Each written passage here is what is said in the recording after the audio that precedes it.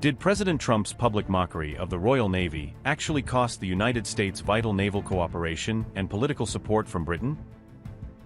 Could Trump's blunt and derisive remarks about British naval capabilities be responsible for scuttling plans for U.S. UK cooperation around the carrier? Is the Royal Navy deliberately delivering a stark and unforgettable rebuke to Trump, using diplomatic distance and naval decisions as a lesson he won't soon forget?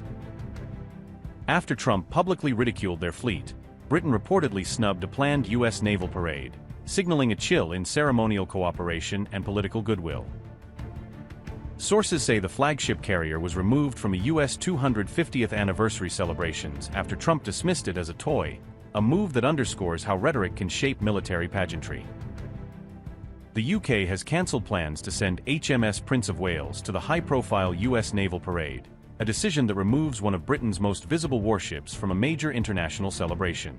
The Daily Mail reported that the move came after President Trump dismissed British carriers as toy warships, suggesting the row over remarks may have influenced the scheduling. In March, Trump publicly described British aircraft carriers as toys, a barb that quickly reverberated through defense and diplomatic circles on both sides of the Atlantic. The Royal Navy had intended to join other NATO vessels in a prominent New York parade, using the event to showcase alliance unity and maritime capability.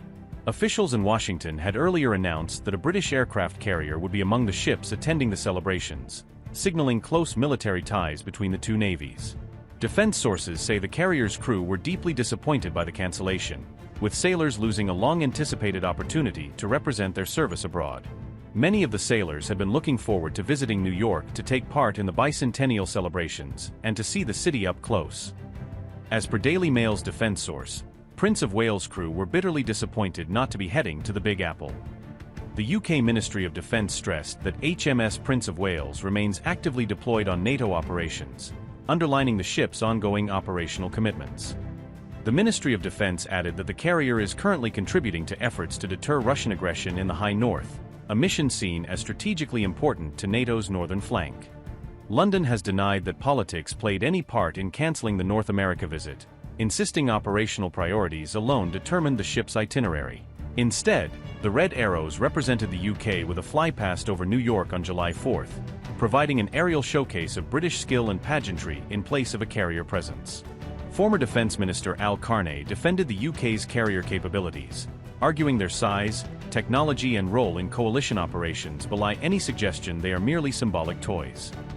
Multiple reports suggest the cancellation reflected growing tensions following Trump's comments, highlighting how public rhetoric can strain even long-standing military partnerships.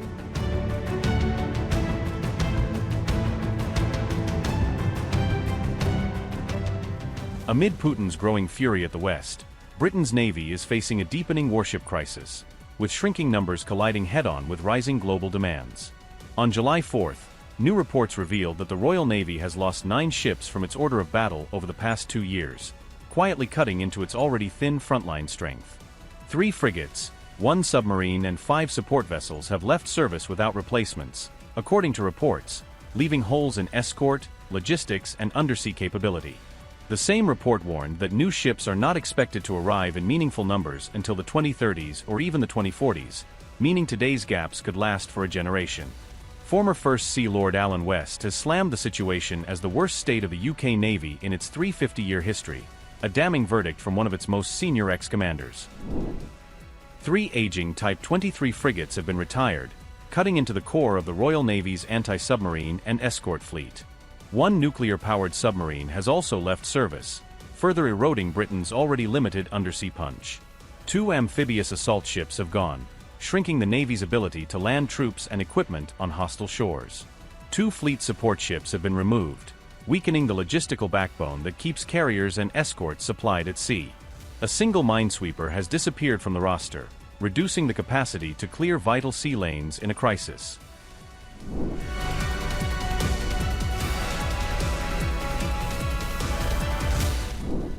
Reports say 4 of Britain's 5 Astute-class submarines have been stuck in dry dock for years, leaving most of the country's attack subfleet tied up instead of on patrol. Boats like HMS Ambush, Artful and Audacious have reportedly been out of sea duty for up to 4 years, sidelined by refits and repairs that keep dragging on. Only HMS Anson is said to remain operational, and even that boat is due for fresh maintenance, raising fears of a looming gap with no attack sub at sea. The delays are being blamed partly on limited dry dock space and capacity, which has turned essential submarine repair programs into a long, frustrating bottleneck.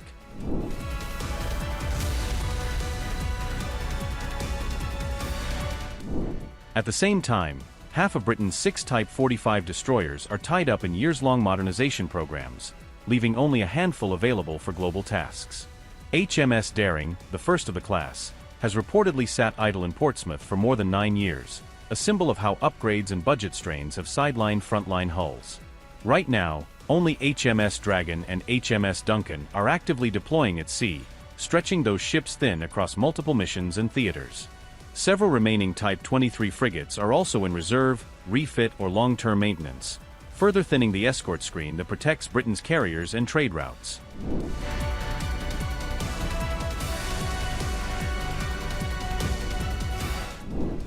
The UK's new Type 26 lead ship, HMS Glasgow, was laid down back in 2017 but remains under construction, a reminder of how slowly new tonnage is arriving.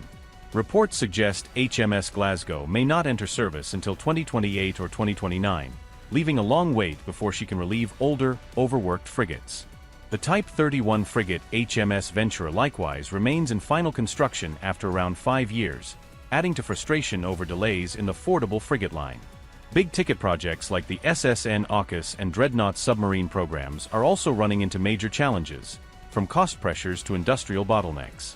According to the latest assessments, Britain currently cannot form a fully independent carrier strike group because it lacks enough escorts and support ships of its own.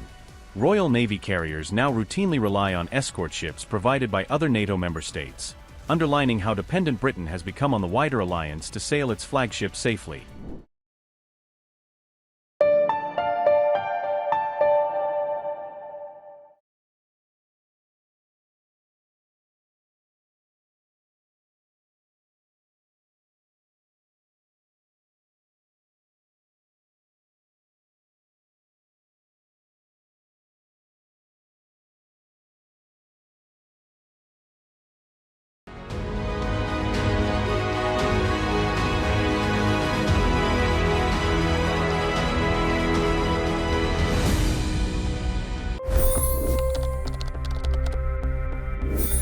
$25 crore गरीब गरीबी को परास्त करके बाहर निकले। For the good of our nation, let's work together and let's truly make America great again. The fastest news breaks. Requested PM saying that we will have to speak to Putin and to Zelensky. The biggest news makers. The relationship with India is probably the most important bilateral relationship the U.S. will have for the rest of this century. The capital delivered quite an election result today. Expert analysis. The million-dollar question today is how to stop this dance of death.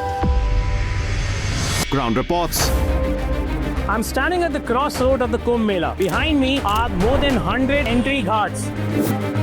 Long-form interviews. Exclusionary politics is reflected in Manipur case as well. You don't bother because this is a small state.